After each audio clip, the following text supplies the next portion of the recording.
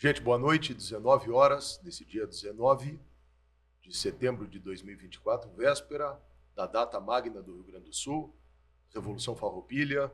Sejam todos bem-vindos. Estamos iniciando mais uma vez o nosso Endireitando Podcast, ou Podcast Endireitando. Já convido vocês, desde já, a deixarem um like, a recomendarem a outras pessoas, a compartilharem, a se inscreverem no nosso canal.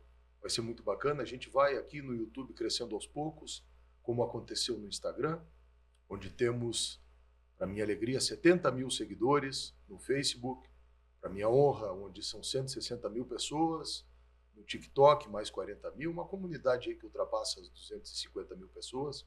E aí a gente criou esse projeto aqui, junto com a CAD Comunicação, o nosso podcast, que é dedicado a convidar pessoas especiais para temas especiais. E hoje é um tema, para mim, maravilhoso, um tema fantástico.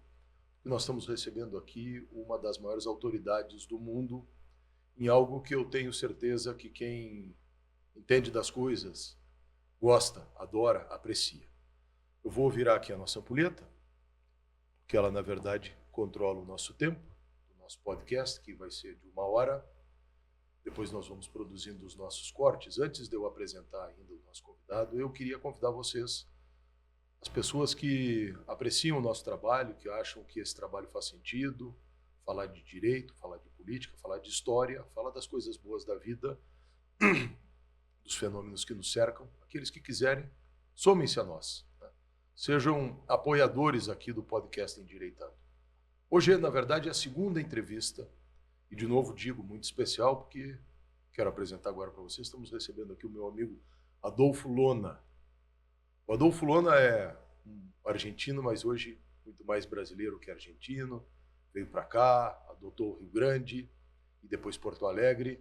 A história dele se confunde com a história da evolução do vinho no Rio Grande do Sul e no Brasil, porque afinal de contas, né, nós somos a principal região produtora do vinho aqui no nosso país. O Adolfo é de Mendoza, é isso? No, Não, meu. no. Todo mundo se surpreende. Eu nasci em Buenos Aires e me criei e formei em Mendoza. Em Mendoza. Então está aqui, veio para cá na década de 70 para apoiar, ajudar e ensinar, na verdade, o aperfeiçoamento da indústria do vinho no Rio Grande do Sul, com as indústrias que lá estavam começando naquele momento. Eu acredito que isso ele vai nos contar.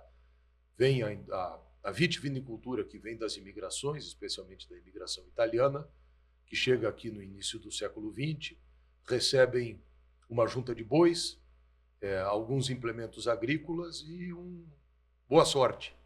E saíram desbravando as encostas da Serra do Rio Grande do Sul, e ali então começa um tipo de cultura de vinho. Mas o vinho, e também isso a gente vai aprender com o Lona, desde as origens, né? É uma bebida que para muitos é sagrada. Desde a mitologia grega, por exemplo, Seleno, que era um sátiro, aquela história do rei Midas, ele só adquiria o dom da profecia uma vez que ele estivesse bêbado. Ninguém recomenda que a pessoa beba tanto, né, Lona?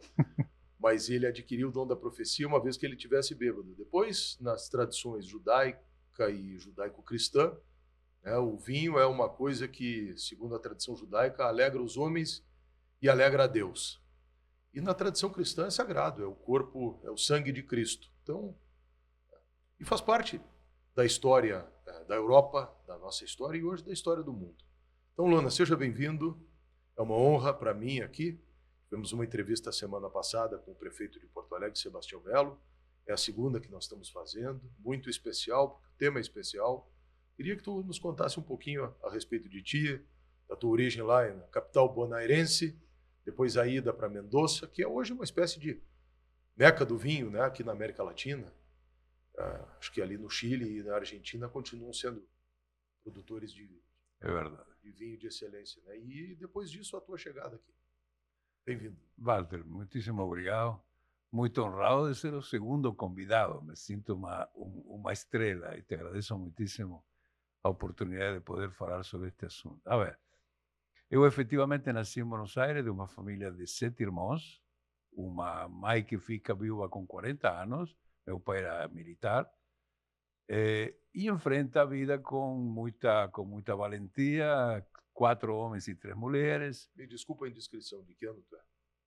Eu sou de 47. 47. De 7 irmãos, eu era o número 6, ou seja, não o caçula, mas o caçula homem. A minha mãe manda a estudar meu irmão maior agronomia em Mendoza. Depois os 2 irmãos seguintes vão a estudar enologia em Mendoza. E quando eu fui estudar enologia, nós já morávamos em Mendoza. Já tínhamos 3 irmãos, a minha mãe achou conveniente ir a Mendoza. Eu também estudei enologia. Eu não vou contar a história romântica que eu nasci um dia dizendo que quero ser enólogo. Não. Eu fui enólogo porque me largaram lá em enologia, porque éramos todos enólogos.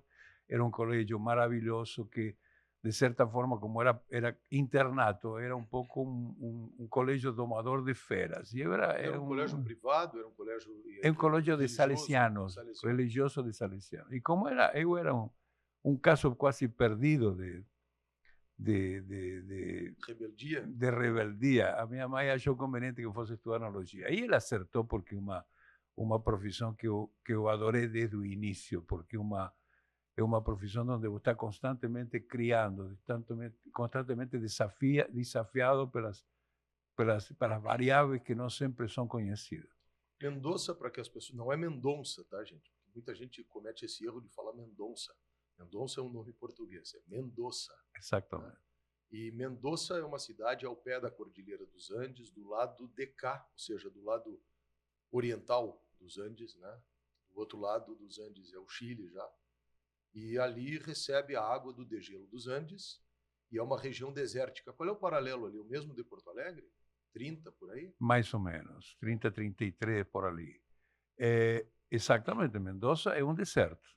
Mendoza é uma bacia desértica que ela tem agricultura pujante e alimento graças ao uso da água, racional da água dos Andes, que os incas fizeram um sistema de irrigação por gravidade, que isso é fundamental. Ou seja, você não vai ver em toda a água circulando em Mendoza, você não vai ver um barulho de um motor empurrando água. É tudo por declive estudado cientificamente. E você vai a Mendoza. Mendoza é uma cidade adorável, porque apesar de ser um deserto, você faz 10 quilômetros, sai da cidade de Mendoza e você já está na montanha onde você não vê mais do que pedra e arbustos próprios da cordilheira. Mas com uma paisagem fantástica, uma paisagem assim, um pouco lunar, sem dúvida. Com cores maravilhosas. É uma paisagem que você não vê em outros lugares. Eu, nos primeiros anos, eu tinha necessidade dessa... Aqui você chega no Brasil, que é tudo frondosidade, tudo verde, tudo úmido. E saindo de Mendoza, já com 20 e poucos anos, eu sentia um pouco falta desse silêncio da cordilheira. Quando você sobe, você sente o barulho da água só circulando. Então, Mendoza é uma cidade adorável, porque você vê muitas praças, tem um respeito imenso pela árvore e pelas flores. Ou seja, se você cortar uma árvore em Mendoza, provavelmente você vai preso. Sim. Por quê? Porque custa muito tempo você esperar uma árvore crescer, muito cuidado para que chegue água nela. Plátanos, né, em Mendoza. A cidade está, os túneis das ruas de Mendoza são plátanos. Plátanos. Uhum. Na nossa campanha aqui, em alguns lugares tem plátanos também, muito bonitos. E são bonitos. E aquela folha que é o símbolo do Canadá também, eu acho que é, né? Sim. Uma folha grande, isso. Uma árvore que faz muita sombra.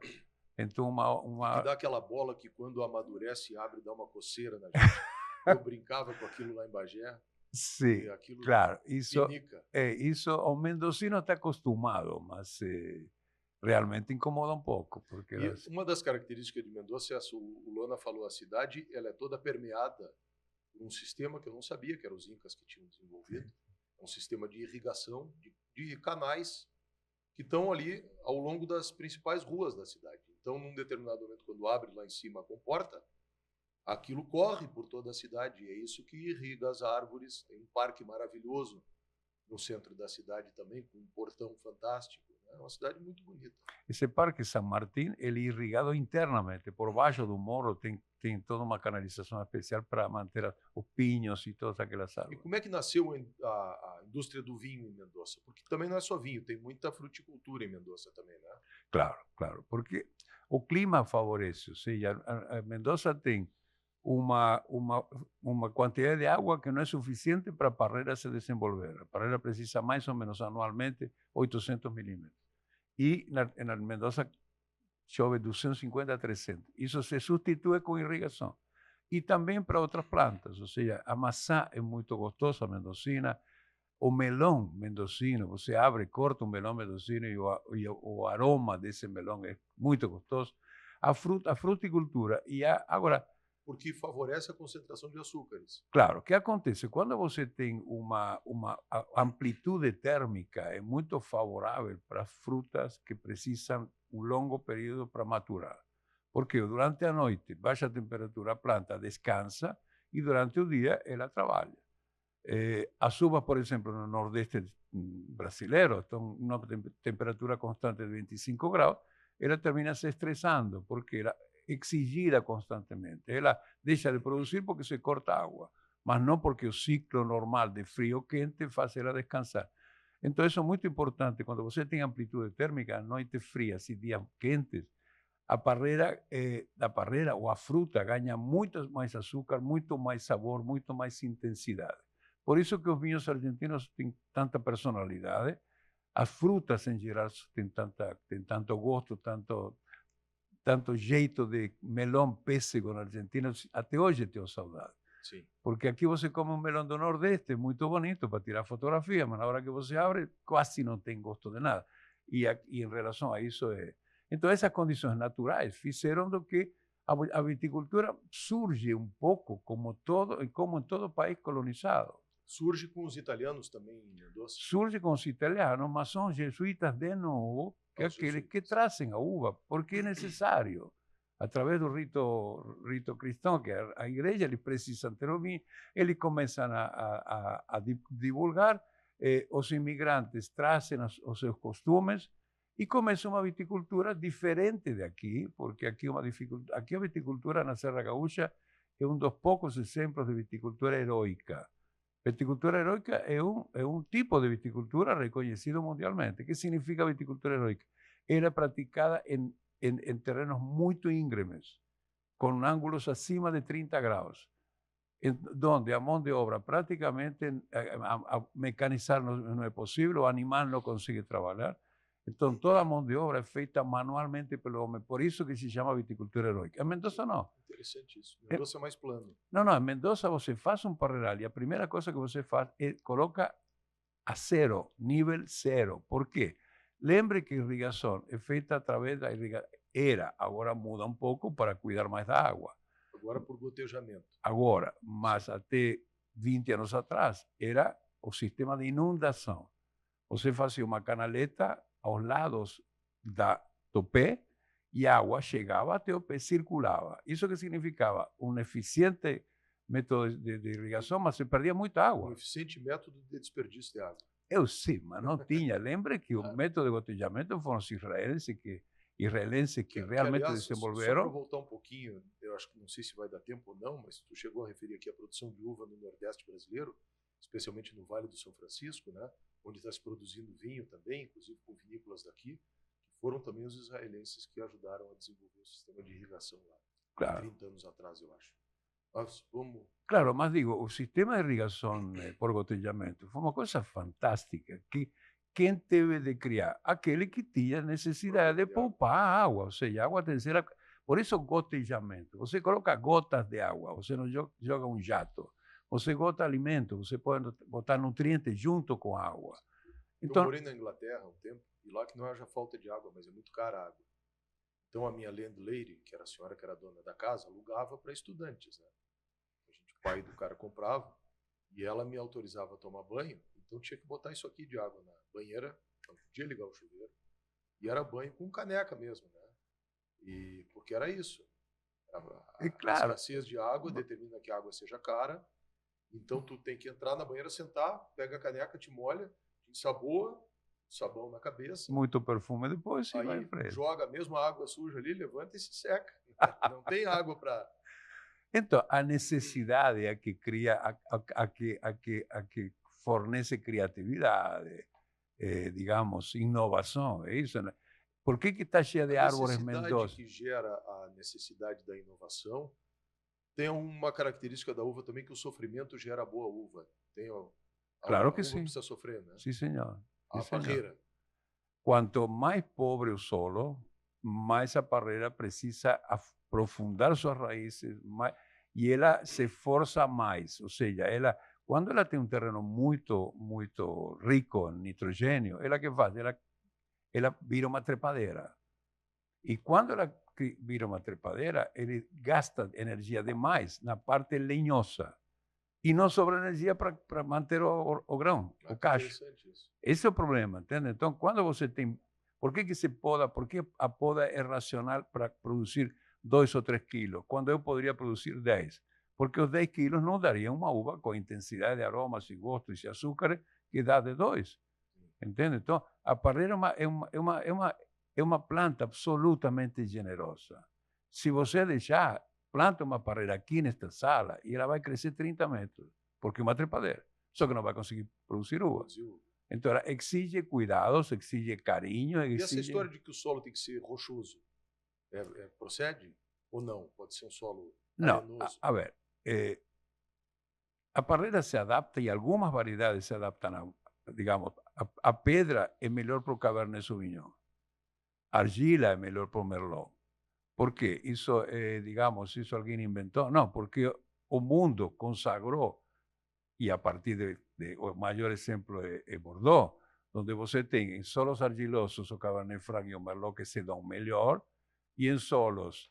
Agora, em solo com areia, muita areia, como nós temos em algumas regiões da campanha, em Livramento em especial, a parreira, a água passa muito rápido, os alimentos passam muito... Os solos são pobres, mas muito ar dentro da terra. Então, isso a parreira também não...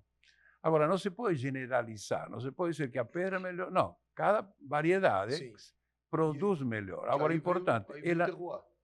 Aí vem o terroir. Algumas pessoas equivocadamente dão ao terroir 100% de responsabilidade de um vinho, e eu les asseguro que não. O terroir é uma das variáveis. O terroir, depois, todo o trabalho vitícola, que significa mantê-la de acordo. Quando isso chega ao ápice para produzir uma boa uva, precisa encontrar um cara que tenha carinho pela uva. Porque se tem um enólogo que não tem a menor ideia, ou um desses intervencionistas que coloca colherinha de carvalho, colherinha de glicerina, colherinha não sei do quê, para que ele se esforçou tanto em ter uma uva boa, se depois ele destrói essa uva, desfigura essa uva? Então, um bom vinho é resultado de muitas variáveis, mas o homem é muito responsável disso. Tu refere desfigura essa uva depois na vitivinificação ou antes mesmo? Não, deixa te ensinar os termos. Viticultura é o que se refere à uva. Vinicultura é o que se refere a vinho. E vitivinicultura é a vinícola, a que tem uva e vinho. É por isso que nós estamos aqui, para aprender contigo. Mas então, não entendi a pergunta, mas repete que eu quis te explicar. Tu falou em glicerina e alguma outra coisa, isso ele usa para corrigir a uva, a planta, ou depois na produção do vinho? Não. Na planta você não tem muito o que fazer. Ou seja, não adianta eu querer injetar alguma coisa na planta para que ela vire uma doncelha. A planta é basicamente a qualidade genética da planta e o solo onde ela está e o clima. A planta está alimentada bem ou mal, a planta está com sol ou com pouco sol, a planta está conduzida de forma equivocada, mas se todas essas variáveis funcionam bem, a uva vai ser muito boa. Agora, tem a enologia, digamos, tradicional, que eu aprendi, eu vivi e eu pratico, é aquela onde o enólogo não faz mais nada do que acompanhar o processo natural de transformação da uva em vinho, que é um processo natural. Não tem mágica. Tem gente que acha que o enólogo é um alquimista. Não é. Retira o suco, coloca com casca, sem casca para fazer vinho tinto, coloca um protetor que é o dióxido de enxofre, que se utiliza desde que o vinho é vinho, mas pequeníssimas doses para, digamos, proteger a uva e o vinho contra o ambiente que está plagado. Se vem desde a antiguidade, significa que foi Dionísio que ensinou isso para os homens. Com certeza. Então, tem gente que hoje questiona, porque acha que se se usa em excesso, é questionar. Mas o que aconteceu? Na época, quando aparece o surgimento do Novo Mundo, o Novo Mundo na Argentina é um novo mundo com influência italiana, influência espanhola. Então, se praticava a enologia que se pratica. Agora, o Novo Mundo, quando eu falo Nova Zelândia, Austrália, o próprio Estados Unidos, surge o vinho do Novo Mundo e esse vinho do Novo Mundo não tem muito tempo para esperar. Precisa ganhar mercado, precisa ganhar mercado. Então, quais são os caminhos para encurtar tempo? Se eu quero fazer um bom vinho tinto e quero maturar durante 10 meses numa barrica de carvalho, eu preciso investir R$10.000 para comprar uma barrica de 225 litros e ficar 10 meses esperando. E essa barrica dura quantas safras?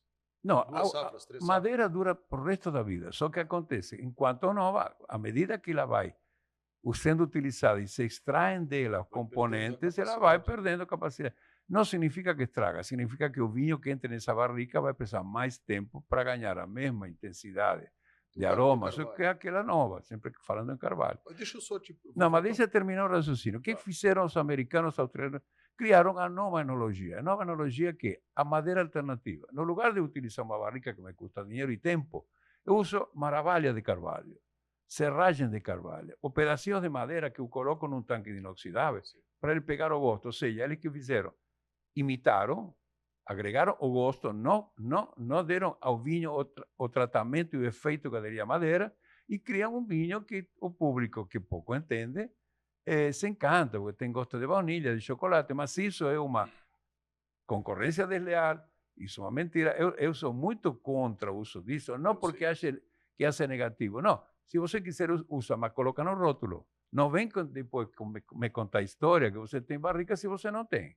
Diga a verdade. Então, para mim, tudo bem. Vou cometer uma confidência aqui. Um dia escrevi em algum lugar um elogio ao Adolfo, mas não me referi a ele, falando em chips de carvalho. E ele disse assim, olha, quem te disse que eu faço chip de carvalho? Eu não uso chip de carvalho. Eu disse, não, eu sei, eu não quis dizer isso. Se disse, me perdoa, me equivoquei. Eu sei que usam chips de carvalho para fazer isso, que é isso que o Adolfo Luana está falando, que às vezes no churrasco agora os caras fazem também, pegam casca de laranjeira e outras coisas, jogam ali na brasa para levantar aquela fumaça e dar um aroma, nem sei se dá ou não dá, mas de alguma forma, mal comparando, tá, gente? Eu queria voltar um pouquinho, voltar ainda para Mendoza para te perguntar o seguinte, o método de plantio era o mesmo, porque aqui os italianos chegaram e faziam aquele plantio, como é que se chama aquele parreiral? Latada. E hoje não é mais latada, hoje é na vertical, né? Não, hoje continua latada na grande parte da serra, mas tem parreirais. O que acontece? A latada era próprio para a produção de alta quantidade e uso manual. Eu não posso entrar com trator numa latada, a não ser que a latada seja alta, suficiente e ampla, suficiente como na Argentina, onde você circula com os tratores. Agora, a espaldeira é aquela onde a planta está principalmente na posição vertical, em fileiras de arames, uns em cima dos outros. Nas plantações mais modernas aqui do Brasil, na região da Campanha, Bagé, tudo espaldeira. Hoje tudo espaldeira. Não se usa mais parreiral, não se usa mais latada. Porque recebe mais sol, é isso? Claro que sim, ou seja, ela não tem um teto, não tem sombra, a uva fica exposta ao sol. Se você tem condições de poder colocar a orientação norte-sul, a planta vai receber sol desde o leste até o oeste, desde que ele nasce o sol, então durante todo o dia ela vai ter sol e luminosidade. Isso é bom para a parreira.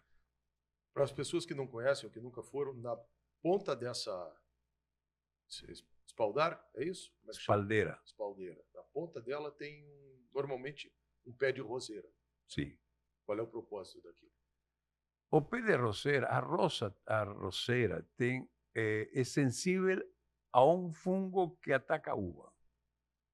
Então, quando a roseira alerta, o dono do parreiral também fica atento, porque o fungo você não vê voar, entende? Então, esse é um alerta. Claro que fica bonito. Então não é um inseto, é um fungo. É, que ataca essa planta e pode atacar a parreira.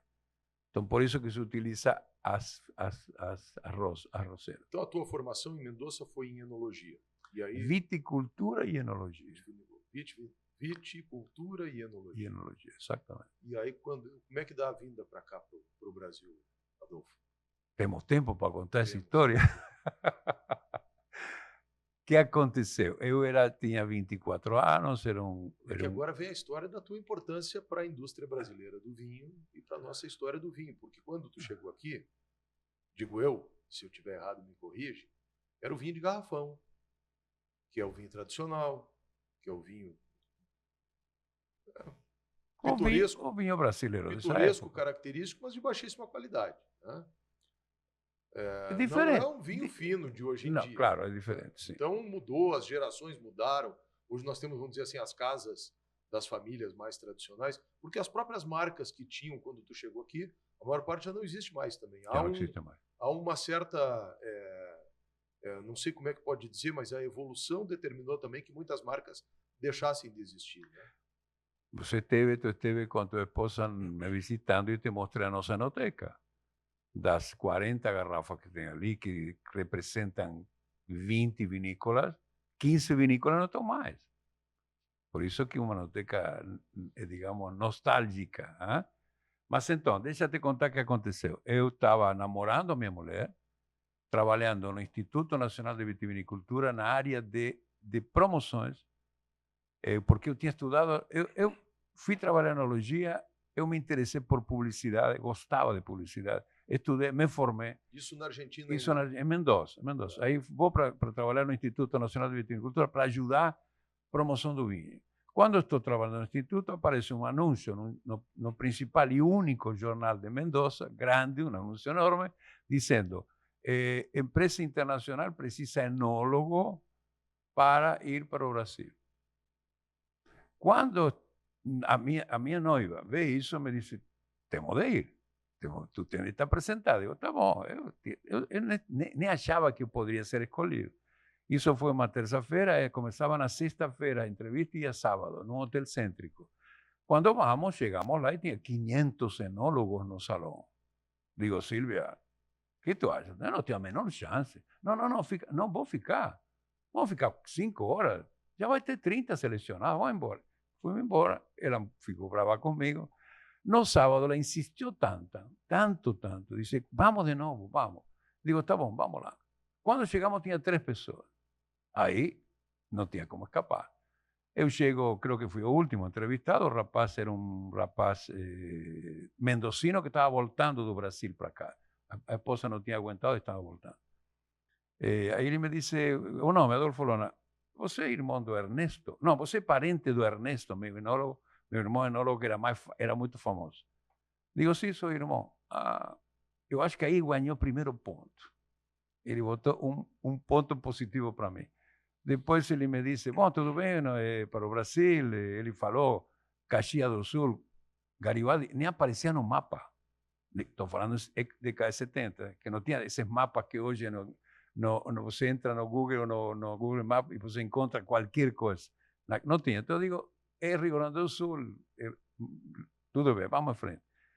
Aí ele me entrevista, faz algumas perguntas, diz, tudo bem, então nós te chamamos se tiver algum fim de semana próximo, vem aqui o presidente da Martini, Francesco Retti. Como era o nome da empresa? Martini e Rossi, aquele do Vermouth. Sim, do Vermouth. E eu tinha uma admiração muito grande, porque meu irmão estava relacionado com Gancia. Gancia é outra empresa italiana que faz Vermouth, e Martini fazia com Gancia. Então, essas empresas eu admirava muito por serem tão... A bebida do 007, aquela que ele põe uma azeitona dentro, é o Martini? Sim, o Martini. O Martini mexido, não batido. É muito gin, um toquezinho de Martini Bianco, Martini Dry e uma azeitona. Me chama ao instituto e diz, olha, chega o presidente, gostaríamos de te entrevistar a ti. Tá bom, está no hotel. Eu soube que tinha 3, eu era o terceiro. E aí chegamos lá, me recebe este senhor italiano. Um cara fantástico. Ele é o responsável de eu estar até hoje aqui, foi ele. E ele me fez perguntas mais técnicas. Você trabalhou, já fez espumante? Sim, tá. Sabe nosso projeto? É começar a fazer, enxarmar. Digo, bom, tudo bem, ótimo. Então eles já sabiam que aqui havia uma vocação para espumante. Ele era tão inteligente e tão de mercado, Francesco Reti. Ele foi quem criou a Martini Chile, criou a Martini Brasil, transformou a Martini numa empresa, a maior distribuidora do país, ou seja, você encontrará a Martini no Terraço Itália, no Cadoro, onde você quiser, ou no pior botequim de qualquer lugar encontrará a Martini. Então ela Sim. tem uma rede de distribuição bastante. Por isso que lançou o Chateau du Valier em 66, e esse vinho vende 1.200.000 caixas. Que tinha Chega, uma rede. porque tem uma rede. E apoio Chateau do publicitário. Valier, vinho, o que é vinho? Vinho fino, que era feito Tinto. pela vinícola. Não, tinto, branco e rosé. Foi o primeiro vinho, então. O primeiro vinho com marca que o brasileiro tinha certo orgulho em beberlo. Está feito na vinícola rio-grandense em Caxias do Sul. Era O cara feito ali. pegava a namorada, ia para o restaurante, se Não. exibia e ele abria um Chateau do Valier. Claro, o Chateau do Valier era um Chateau Margaux quase. Era maior. Fazia propaganda na Globo. Como se chama? Vídeos de 30 segundos. Bom, ele me entrevista, tudo bem, prazer, até logo, amanhã vamos, qualquer coisa le chamamos. Na manhã seguinte, me chama e diz, bom, queremos te receber agora onde ele estava parando, no principal hotel de Mendoza, Plaza Hotel, mas tu tens de vir com a tua namorada. Digo, tá bom, Silvia, vamos. E ela, vamos ou não vamos? Digo, não sei, querida, fica fria, joga todo o teu charme para cima do Francesco Reti e vamos ver. Aí o velho era um cara fantástico. Estávamos o Carlinhos Gonçalves, Concilio Gonçalves, o senhor Reti, eu e a minha namorada, em duas poltronas na frente. Aí o senhor Reti disse, Carlos, vai para lá, Silvia, vem para cá. E ele chamou a Silvia e ficou conversando. Eu não consegui ouvir o que ele conversava. Ficou 5 minutinhos conversando e disse, bom, tudo bem, agora vamos trocar. Silvia vai para lá, Adolfo vem para cá. E o velho já me pareceu que já estava convencido. Então ele me disse, em um determinado momento, me disse, você sabe quanto vai ganhar? Digo, eu não sei se fui contratado. Não, você é escolhido. Ah, que bom. Quanto você vai ganhar? Quanto ganha? $2.500. Eu ganhava $400. Quando o senhor me falou $2.500, eu quase pulei no colo dele. Digo, daqui eu vou junto para lá. Digo, não, perfeito, tudo bem. Vou trabalhar aonde? Você vai passar um período em São Paulo para conhecer a empresa. Você vai. Agora, tem uma condição fundamental. Agora, isso era setembro. E eu gostaria que você em janeiro estivesse lá. Você precisa ir casado. Como casado? Sim, casado. Por $2.500, digo, vou casar. Não, na realidade nós já estávamos namorando, estávamos certos que seríamos um casal. Digo, perfeito. Então, correndo, fizemos tudo correndo e chego aqui no Brasil. Que é a tua senhora até hoje. A minha esposa Silvia, que ia me acompanhando, era coitada. Imagina um choque de Mendoza para Caxias. Caxias há 51 anos atrás. Que é um único hotel. Muito simples a cidade. Ela chorou durante os primeiros 3 meses, 4 meses.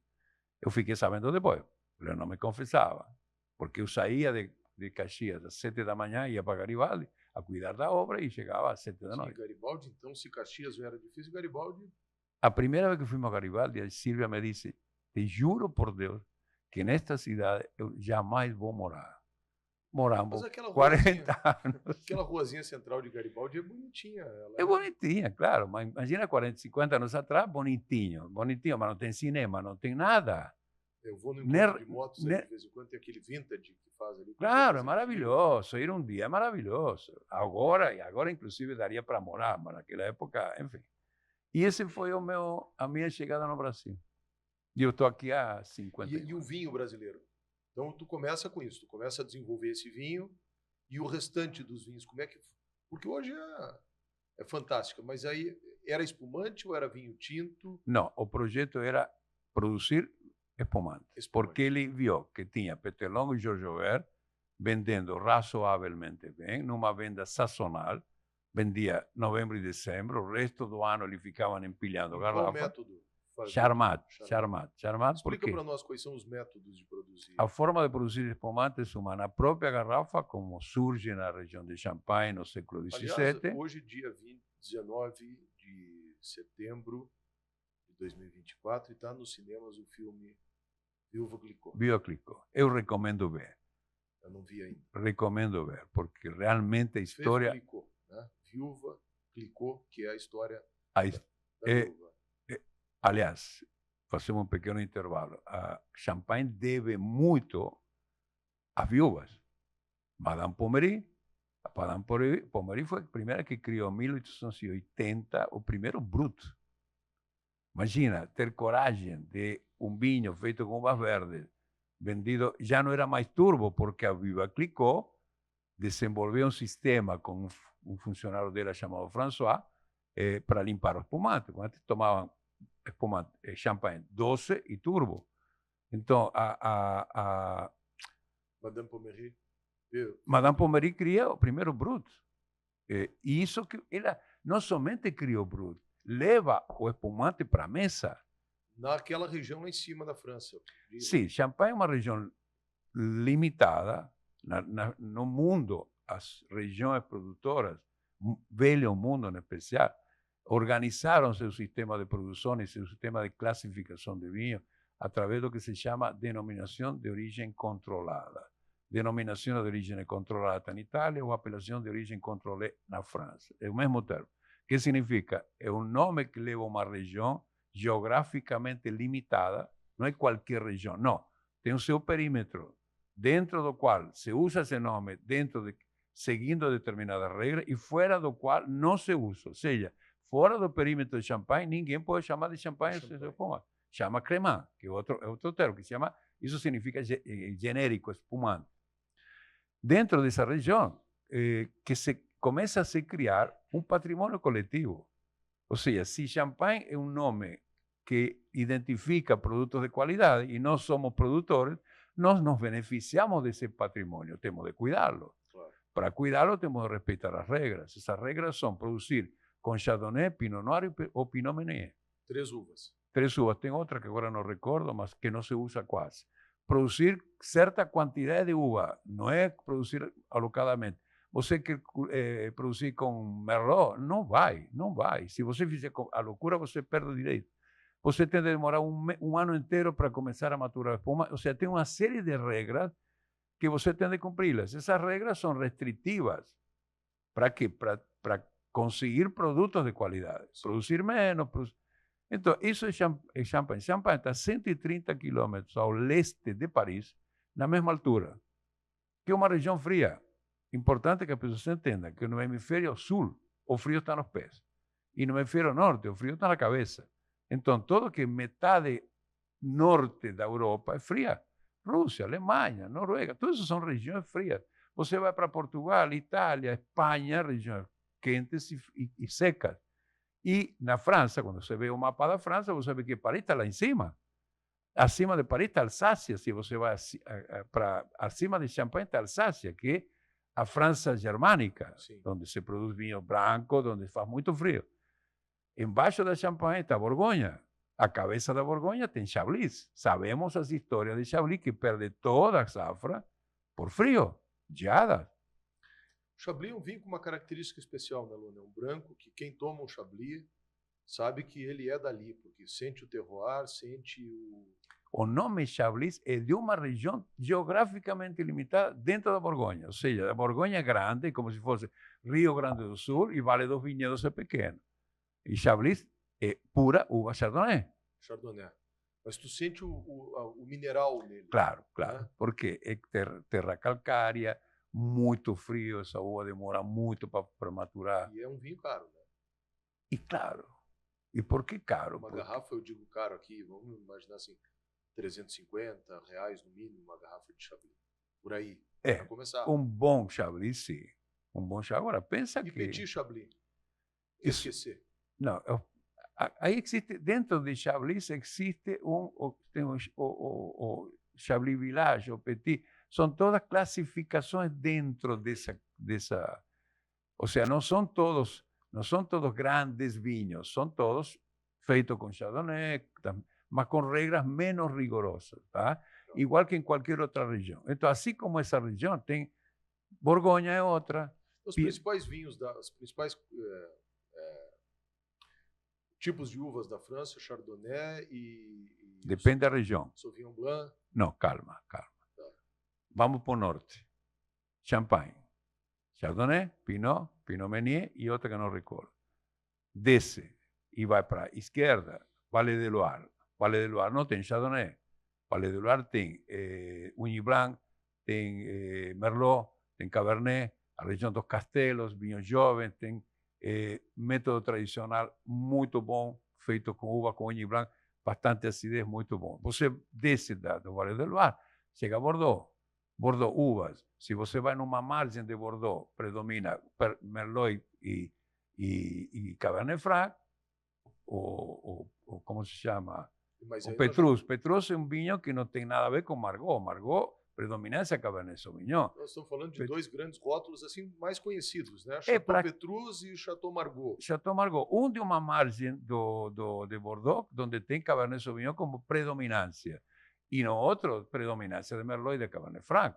São dois estilos diferentes, mas todas tintas. Você fala... Mas é um vinho varietal? É um vinho só? O que é um vinho varietal, por favor? Calma. A França são conceitos, jeito de trabalhar, o mercado. Os vinhos varietais vieram de novo, empurrados pelo novo mundo. A França proíbe colocar as variedades. Você não vai ver um Chateau Petrus que diga Cabernet Sauvignon misturado. Não. O que vale é a região. Se você quiser saber qual é a proporção do Chateau Margaux, você compra um livrinho que diz Guia dos Vinhos de Bordeaux e você vai ter uma ideia. Não são fórmulas, mas você vai ter uma ideia. No velho mundo se prestigia a região. Cava, Rioja, não a variedade. Não a assemblagem, né? Não a junção. Calma. Assemblagem é mistura de uvas e quase todos os grandes vinhos são assemblagens. Isso. Um Chateau Margaux é uma assemblagem onde predomina o Cabernet Sauvignon, tem Cabernet Franc, Petit Verdot e Malbec, um pouquinho de cada uma delas. Então, mas são todos assemblagens. Acontece que também, assemblagem é um termo que Dom Perignon cria. Dom Perignon cria. Sim, por quê? Porque a Champagne é um retalho de pequenas propriedades. Na Champagne não existe um vinhedo de 15 hectares. Não existe. São todas 2 hectares, 3 hectares. Então, dentro desse pano, cada vinícola precisava escolher os vinhedos que ele queria, misturar do jeito que ele achava, para que meu vinho fosse diferente do teu. Isso se chama assemblagem. E Dom Perignon ensinou aos produtores a arte da assemblagem. Acontece primeiramente para Champagne. Primeiramente para Champagne, mas assim, com esse nome, tá? Com esse nome. Nós outros também somos assemblagens, mas não se valoriza. Por quê? Porque aí já, se você vai para Borgonha, continua com as propriedades pequenas. Você vai para Bordeaux e começa a propriedades grandes. Chateau Margaux tem um vinhedo que creio que é 50 hectares. Ou seja, já começamos a falar em propriedades maiores. Mas o assemblagem eu considero que a assemblagem é o grande feito do enólogo. Porque você não mistura 2 uvas porque acha que são bonitas. Não, mistura porque acha que através dessas 2 consegue um terceiro vinho melhor do que... Elas combinam, elas casam. Vamos voltar aqui para... Então chega eu lá... acho que eu dei um chute sem querer na câmera. Acho. Aqui a gente faz o seguinte, tem 3 câmeras aqui. Eu sei que isso aqui está cheio de câmera. Então a gente dá um corte numa, dá um corte no outro, o papo vai fluindo solto também, faz parte do processo. E assim, da mesma forma, a entrevista, né? Aqui eu estou fazendo contigo, é tipo um eletrocardiograma, a gente vai lá, volta... Não, é verdade, tu está indo um ping-pong, um cada ponta, mas é perfeito, está ótimo, vamos lá. Tem de fluir assim, um bate-papo. Então vamos voltar aqui para Garibaldi. Aí Garibaldi começa na década de 70 e começa a se desenvolver as marcas do vinho brasileiro. E junto com isso, a própria tecnologia do cultivo. O que aconteceu? Quando eu chego de paraquedas em Garibaldi, com a missão de fazer uma vinícola e com a missão de começar a procurar uvas, eu não sabia, não tinha a menor ideia de onde estávamos. Aí que eu descubro, minifúndio, todo mundo italiano, se fala dialeto, Aí que fizemos, primeira contratação, foi um funcionário que era da cooperativa Garibaldi, que era o relacionado com os produtores. Como que eu, Adolfo Lona, chegando de paraquedas, nem falando meu português, vou falar com um italiano dialeto para que ele me venda uva? Provavelmente ele nem pagando à vista. Então, este senhor tem a grande missão de começar a colher informações sobre quem seria aqueles que nos forneceriam uvas viníferas. Não tinha Chardonnay, Riesling, Trebbiano, Cabernet Franc, um pouquinho de Merlot e outras uvas viníferas. Não queríamos uvas americanas. Então, este senhor sai para fora e aí eu vou junto com ele e começo a descobrir, primeiro, de Vocês que tiveram que criar um ecossistema, na verdade. tivemos de Produtores que plantavam as uvas que vocês precisavam. nós compramos as uvas que nós precisamos do produtor que já estava cultivando o que ele achou. Ou seja, eu não tive interferência inicialmente. Eu fui lá, Walter. Tu foi lá e lidou com a matéria-prima que tu tinha. Exatamente. O que você tem? Não, eu tenho isso, aquilo. Eu não quero isto. Ah, mas então não vendo. Mas calma. Porque sobre isto eu vou te pagar 50% a mais do que o mercado te paga. Que é o que tinha nesse momento na viticultura? Um produtor desanimado, mal remunerado e explorado por algumas vinícolas grandes. Por que você é explorado? Porque quando termina a fase de maturação da uva, ou você colhe e vende, ou você joga fora. Ou come, porque não tem como guardar. Por ser tão perecível, o cara fica absolutamente indefeso. Sim, ela tem uma semana para isso? Se está na parreira, sim. Se você colheu, um dia. Então, ele é absolutamente independente de quem compra. Então, que é o que eu sinto que nós fizemos? Essa é uma história, me perdoa te interromper, mas é de novo da mitologia que eu acho maravilhosa, de um deus, né, que é grego e romano, que é o Ocásio. Aqui é a diferença do Cronos. Cronos é o deus do tempo. Então a gente sabe que março é o mês da vindima. Que ele é o Cronos, que está aqui. Uhum. E o Ocásio é o dia certo. A gente sabe que a uva vai amadurecer no mês de março, mas tem um dia que não é nem antes, nem depois. Não é o ainda não, nem o agora é tarde. Que é aquele dia que a uva está pronta, está cheirosa, está boa. Que deveria ser colhida. E que ela deve ser colhida. Agora, tem uma variável que ele não controlava. Se uma semana antes de eu colher me cai muita chuva, aí todo o risco cai para mim. Porque se vem chuva, sol, a uva começa a apodrecer. Se começa a apodrecer, eu vou te pedir, por favor, que tu me receba a uva. Então, tu vai fazer o que tu quiser comigo. Essa era a situação na viticultura. Então, o comprador explorava o a primeira coisa que eu vi, e este senhor que nós contratamos era um defensor ferrenho da vida digna dos produtores. E eu incorporei isso também, e a empresa incorporou isso, que foi importante, me apoiaram a fazer isso. Então, o que nós começamos a fazer? Primeiro, pagar mais, mas eu quero a uva certinha. Não me traz folhas, não me traz uva podre. Se tu tem grãos podres, corta fora, não me traz. Porque eu prefiro que tu me traga caixa de podre e a caixa de boa e eu te pagar 1/10 da podre do que tu me misture. Porque a podre jogou fora, mas essa aqui eu vou vinificar. Esse tipo de coisa nós começamos a fazer com o produtor. E depois começamos para tu ter uma ideia, o lógico numa planta é produzir de 3 a 4 litros. 2 a 4 quilos. 4 já é muito, 2 é suficiente. Numa planta. Tinha produtor que chegava e com muita alegria nos dizia, essa caixa saiu de um pé, 18 quilos. Sem qualidade para vinho. E a uva chegava verde. Então, eu fui, por que esses caras produzem muito? Para se defender da má remuneração. Se te pagam pouco e tu pode produzir mais, tu te defende desse jeito. Se o outro cara não é imbecil e aceita porque como te paga pouco, termina aceitando. Isso é um círculo vicioso ruim. Quase a lógica da produção da vaca leiteira, que mais produz leite, que mais... Não é assim que funciona com a uva. Não é assim como funciona na uva. Então, o que aconteceu? Aí nós começamos... por que ele produz tanto? Sabe por quê? Porque eles usavam cama de aviário. Cama de aviário, por quê? Porque Garibaldi vem de uma região de frango. Produtora de frango. Então, todos esses produtores de Eu frango. tenho um amigo lá em Garibaldi, tem o frigorífico Carrera, que mata 300 mil frangos por dia. Bom, alguém produz esse frango. E o frango faz cocô. Sim. E a cama de aviário precisa ser retirada, senão o animal fica doente. Precisa retirar. Imagina o nitrogênio que esse adubo tem. E como ele precisa se desfazer, o produtor ia lá e carregava isso e colocava na parreira. A parreira explodia. Esses tempos eu fui em Lomba Grande, aqui em Viamão, uma região belíssima. Cheguei na casa de um casal velhinho lá. E eles tinham um galinheiro e no meio do galinheiro uma jabuticabeira. Uma jabuticaba quase do tamanho desse microfone aqui. Eu nunca tinha visto uma jabuticaba tão grande. Não era saborosa, mas era gigantesca a jabuticaba. Nitrogênio puro. Então, o que acontecia? Por isso que produzia muito e a uva era ruim. Então, o que nós fizemos? Colocamos como condição, você não usa adubo orgânico. Se eu vou na tua parreira e sinto, porque você sente, adubo orgânico, você não ganha o prêmio. Ah, é?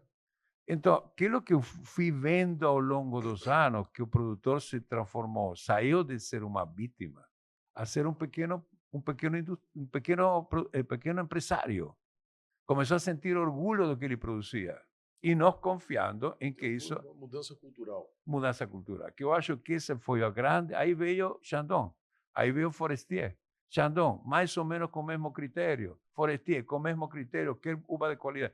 E eu creio que essa fase das multinacionais foi fundamental para transformar uma região de colonos em produtores, em viticultores. Mas hoje tu estava falando aí da capital nacional do espumante, Garibaldi. E junto com isso, ali no entorno, veio a agregação da qualidade, do valor no vinho tinto também. Né? Claro. Não, mas veja bem. Isso passa também por esse período aí. Claro, o que acontece? Nós começamos a fazer espumante e o senhor Reti, que era um gênio, com o êxito do Chateau do Valier, disse, vamos criar uma marca de vinhos. E criou Barão de Lantier. Uma marca, registra a marca, uma marca francesa que traz para cá. Um vinho que está gravado na tua vida. Gravado na minha vida e de muitos brasileiros que grande vinho que reconhecem uma homenagem a esse vinho. Exatamente. E quando lançou Barão de Lantier, com outro conceito, vamos fazer um vinho realmente que seja muito superior ao Chateau e que seja um exemplo para ser seguido. Lançamos um Riesling e um Cabernet. Depois um Semillon e um Merlot. E, finalmente, em 85, lançamos o Barão de Lantier, um vinho reserva, que eu propus lançar um vinho, porque venho da escola argentina. A escola argentina não é de vender vinho do ano. É você trabalhar 3, 4 anos, vender um vinho com mais. E eu propus ao senhor Reti, porque nós lançamos um reserva, rótulo diferente, produção limitada, número de garrafas declarado no contrarrótulo, foram 50.000 garrafas, das quais essa aqui 2.550. Não é a trampa de colocar só números sem dizer o lote. E ele me disse, tudo bem, que é o que você propõe? Aí eu fiz um protocolo, sonhando em fazer um Bordeaux. Por quê? Porque todo enólogo que quer... O que é um Bordeaux para as pessoas? A ver, Bordeaux é um vinho tinto, robusto, que desafia o tempo, que quanto mais tempo, melhor ele fica. Desde jovem é um vinho convidativo, macio, com taninos. Ou seja, um vinho muito gostoso de tinto, com muita personalidade, que você bebe e não esquece. Não é aquele vinho que você toma e segundos depois você já esqueceu. Fiz o protocolo, que eu disse, Cabernet Sauvignon, Merlot e Cabernet Franc como uvas, que é o corte bordelês. Cabernet Sauvignon, Merlot e Cabernet Franc, não tínhamos Malbec, e não pensava ter, não tinha Petit Verdot também, mas era o corte bordelês. E que mais? Barricas. Eu quero que esse vinho seja maturado em barricas. E que barrica? Não sei. Como você não sabe? Tem 2 tipos de barrica hoje, né? Carvalho francês e carvalho americano. Então, deixa eu te explicar. Tá. Eu não sabia, porque na Argentina até hoje não se usa barrica de carvalho. Ah, não tem? Se usa tonéis grandes. Eu vi na Argentina tonéis de aço inoxidável e vi umas caixas que estão fazendo hoje de concreto. Sim. E vi agora na Serra, aqui recentemente, umas ânforas. Sim. O formato de ânfora também acho que é de concreto aqui. Tudo isso são um pouco modismo, que são todos discutíveis. Não vamos entrar nessa, senão vamos precisar 4 dias para discutir. Eu diria lá em Bagé, na minha região, é frescura, então. Não, calma, senão vão me assassinar aqui na saída. Não é frescura. Mas, enfim, Sutilezas, então, vamos vamos trocar a expressão. deixar esse assunto para trás. Quando ele me disse barrica, eu disse que não sabia. E como que você vai saber? Indo para a Europa. Para fazer o quê? Para visitar Rioja, Carvalho americano, Barolo, que são grandes vinhos tintos, não é barrica, ou barrica antiga e barrica jugoslava, ou vou para a França, em Barrica Bordeaux. Yugoslava. Madeira Yugoslávia ou da. Bom, agora não me lembro. Que são madeiras diferentes. Mas é tudo carvalho, hein? Aí eu vou para a França. Então eu vou para Rioja, eu vejo um convencimento de que eu tinha de ter a barrica americana. Eu não estava muito convencido. Muito chocolate, tudo bem. Aí vou para Barolo. Barolo, nem se fala carvalho francês. Tu sabe que italiano e francês. E os franceses, eles se respeitam, mas também se odeiam um pouco. Ou seja, cada um está disputando o seu jeito. Barolo, eu vi Barolo, fiquei contente. Aí vou para a França. Tive a sorte de conhecer Paul Pontalier, que foi o técnico do Chateau Margaux, que era um menino que eu conheci aqui, depois ele trouxe aqui numa palestra. Fantástico. Um cara super simples. Era casado com uma chilena, então falava bem espanhol. Então o meu desastrado francês não foi prejudicado. E ele me mostrou. Eu conhecia a barrica de carvalho francês por dentro, ou seja, todos os tipos de carvalho que tem. Não é um carvalho só. É carvalho, porque o carvalho é uma madeira muito porosa, uma esponja. Então, tem diversas florestas. Tem florestas de carvalho mais poroso e de menos poroso. Qual é? E eu perguntava para ele, e o que eu compro, querido? Eu não posso te dizer. Tu que sabe? Mas eu não sei nada. Prova. O sea, nisso foi muito honesto. Ele não quis me dizer, olha, leva... Não sei. Vai experimentando. Experimenta. Empirismo. Aí tá. Aí depois que se a madeira é cortada ou se a madeira é cunhada, tudo isso são variáveis. Aí chegou no Brasil e o senhor Reti, então, você já escolheu? Não. Como não escolheu? Não, preciso comprar 50 americanas e 50 francesas. E em 6 meses lhe dou a resposta. Então, tudo que a gente vai hoje, vamos dizer ali, a região produtora de vinho, um dia tive na vinícola fazendo um Petit Verdot maravilhoso, com a família, é da família Salton, mas não. Alma Viva. Alma Única. Não era o Alma Única. Vou ficar bravo. Da Salton. Não, esqueci. desculpa, não é Salton. Não, já sei quem é Salton. Eles têm uma parceria com o Churchill e com umas barricas ali. Sim, eu sei como. Agora não me lembro o nome. Daqui um pouco me vem. Toda essa cultura de colocar, então, em todas, aí eu estive lá com o seu José Valduga também, a gente trouxe o embaixador de Israel para fazer uma visita. Todas aquelas vinícolas ali hoje com as barricas começam aí nesse momento, então. No Brasil não tinha uma barrica.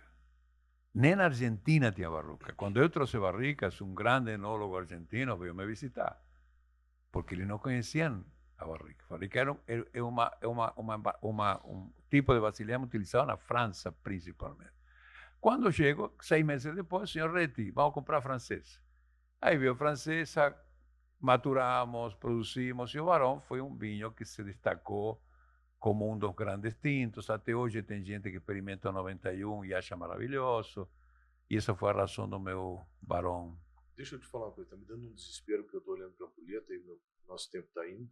Foi muito rápido. E é muito assunto para a gente falar. A gente vai ter que falar de novo. A tua vinícola urbana, a ideia de uma vinícola urbana. Aqui em Porto Alegre, conta para nós como surgiu, aonde é. Que eu tive uma experiência mágica, além da tua companhia, evidentemente, do teu carinho, da tua fidalguia. E fiquei lá conversando e aprendendo. E bebendo. E bebendo, né? Bebemos a tua espumante maravilhosa, bebemos o teu vinho tinto, que é inspirado lá na criação do Barão de Lantier, que depois eu levei e tomei na data do meu aniversário, lá na campanha do Rio Grande do Sul, olhando para o infinito do Pampa. Fala um pouquinho da vinícola urbana. A vinícola urbana é uma consequência da minha trajetória depois que eu saí da Martini. Saí em 2004, criei uma pequena vinícola em Garibaldi para fazer espumante do método tradicional.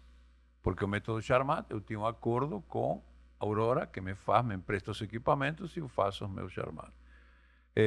Em 2015, eu decidi sair de Porto Alegre. Por quê? Por questões de saúde da minha esposa. Eu tinha de ir a algum centro urbano onde tivéssemos um pouco, uma qualidade de vida um pouco melhor. Sair de Porto Alegre ou vir para Porto Alegre? Perdão, vir a Vir Porto para Porto vir a Porto. Uma cidade que encantadora, devia ter vindo antes, uma cidade acolhedora. Me falavam que era violenta, claro, com toda a cidade é violenta. Toda Buenos Aires é violento, então. Mas enfim, e aí eu deixo a vinícola em Garibaldi e crio uma loja, primeiro na João Abbott, depois na Rua Lajado, e aí decido fechar Garibaldi, porque não me entendia, eu não podia ir toda essa semana, deixei 2 meninos que só faziam besteira, então digo, não, tenho que trazer a vinícola para cá. Aí vou para Vasco da Gama, 250 metros quadrados. Como estou produzindo, aí vem a pandemia, então a produção caiu, a venda caiu, não conseguimos nos manter sem quebrar, mas quando recupera a pandemia, preciso espaço, alugo um espaço, e chega um momento que eu preciso um espaço maior, que agora na Rua Chicago 307, onde tu estiveste. E aí surge o conceito de vinícola urbana, que não é meu, é do Eduardo Gastaldo, da Rui Gastaldo. O Eduardo começou a utilizar esse termo e eu gostei. Falei com ele, admirei o trabalho que ele faz e nós juntamos um pouquinho no esforço de divulgar a vinícola urbana, que nada mais é que uma vinícola registrada no Ministério, que tem direito e capacidade de fazer qualquer coisa como uma vinícola no interior, só que está num perímetro urbano. Tu recebe a uva aqui, faz todo o processo? Não. Por quê? Porque eu não poderia receber 20, 30 mil quilos de uva rodeado de apartamentos. Eu lembro que quando estava na Vasco da Gama, estávamos lavando garrafa nova e um vizinho desceu e disse: "O que você está fazendo? Te imagina eu entrar com uva?" Então eu elaboro em Candiota, elaboro os vinhos tintos e os brancos e espumante elaboro em Ventos. Luana, vai faltar muita coisa aqui, por exemplo, falar sobre as novas ou antigas regiões produtoras de vinho, o vinho da Espanha, o vinho da Itália, o vinho de Portugal, o quanto Portugal cresceu, as variedades de vinho, vinho tinto, vinho de outros lugares que eu tenho visto aí, tipo aquele Melnik, que acho que é da Bulgária, não sei de onde que é, o vinho da África do Sul, o Shiraz, australiano, o Zinfandel californiano. Acho que a gente vai ter que marcar um outro papo. Né? Com certeza. Com todo prazer. E Basta aí, me convidar. a gente vai ter que fazer uma degustação aqui também, né, para esse papo. Então, prometo que na próxima vez não vai faltar um vinho.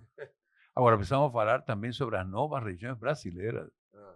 Vamos falar sobre isso. Toda a nova região da como se chama? Mantiqueira, lá Serra da Mantiqueira. Serra da Mantiqueira, no sul de Minas, norte de São Paulo, em Rio. Agora eu estou sendo consultor de um projeto vitivinícola na Serra Fluminense, meu caro. É mesmo? Sim, senhor. E vinho bom ou espumante? Calma, eu tenho a uva, ainda não fiz vinho.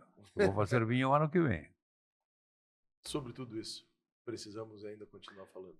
Com certeza, Foi uma estarei com alegria. todo prazer. A alegria foi minha, te Maravilha. agradeço muitíssimo. De ter aqui no Endireitando, a gente faz o seguinte, a gente coloca o vídeo na íntegra e depois vamos te passar, evidentemente, os links no YouTube. E semana que vem a gente produz cortes e esses cortes são colocados na nossa página do Endireitando no Instagram. Ótimo. Muito obrigado, uma honra, um prazer, uma alegria, uma satisfação e tudo mais. O prazer é meu. Realmente te admiro muito pelo que tu está fazendo e acho que Endireitando tem uma grande missão neste louco país do Brasil e espero que tu possas cumpri-la. A gente falou em assemblagem, né? É uma variedade nova que a gente está acrescentando no Endireitando, buscar pessoas que compartilhem dos ideais que a gente tem, que trabalhem, que produzam, que façam a diferença, porque esse é o propósito da gente construir um Brasil melhor. Esse é o Brasil que vai endireitando. Né? O Brasil que tem irmãos que sirvam de exemplo e de inspiração para nós. Então, muito obrigado, meu querido Adolfo Lona, que siga por muitos anos ainda nos brindando com isso que é uma bênção, que é o vinho. Né? É verdade. E até uma próxima, se Deus quiser, em breve. Porque eu acho que o pessoal vai pedir um outro programa para a gente falar as coisas que faltou aqui. Será um prazer. Estarei Muito aqui. obrigado, uma boa noite a todos vocês, ou bom dia ou boa tarde, porque o nosso programa fica salvo para quem quiser assistir a qualquer hora do dia.